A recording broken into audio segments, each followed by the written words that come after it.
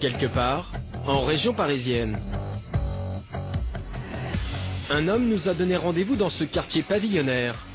Il souhaite dissimuler son identité, car il s'apprête à s'introduire dans cette maison, sans passer par la porte d'entrée. L'homme est équipé d'un ordinateur et d'une petite antenne. Il s'agit d'un hacker, un génie de l'informatique. Avec cette antenne-là, on va pouvoir capter des réseaux Wi-Fi à très longue portée, grâce à sa puissance.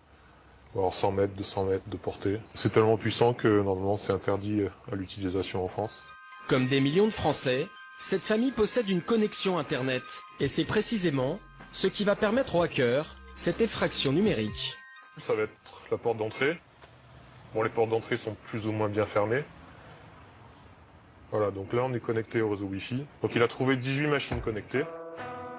Ces 18 machines, ce sont des ordinateurs, des téléphones portables, une tablette, une télévision, mais aussi des caméras de vidéosurveillance.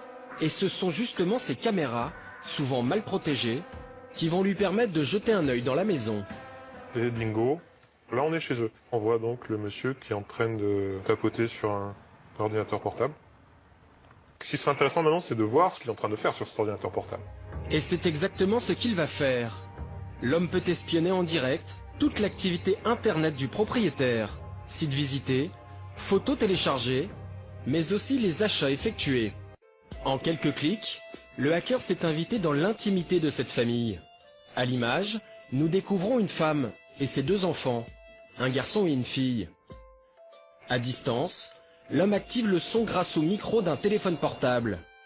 Désormais, il entend tout. Tata, tu peux envoyer un texto à Ken là, sur mon téléphone. Tu dis on peut partir. Les nouvelles technologies qui sont censées faciliter notre quotidien, ça rend notre vie privée quand même plus vulnérable, puisqu'un téléphone portable, ça a une caméra, ça a un micro, ça a un GPS. Donc c'est l'espion parfait en fait. Si ce père de famille avait quelque chose à se reprocher, cet espionnage pourrait être dramatique. On pourrait le faire chanter avec ces images-là, on pourrait écouter ou les conversations qu'il a avec sa femme, durant lesquelles il pourrait divulguer des détails importants, etc., etc. On a fait en 5 minutes ce qui prenait des mois ou des semaines de planification du temps de l'espionnage pendant la guerre froide. Pour cette intrusion dans la vie de cette maison, le hacker pourrait risquer jusqu'à 5 ans de prison. Mais c'est avec l'accord de la famille qu'il a mené cette expérience. Désormais, les murs de notre domicile ne protègent plus forcément notre intimité. La notion de vie privée est sur le point d'exploser.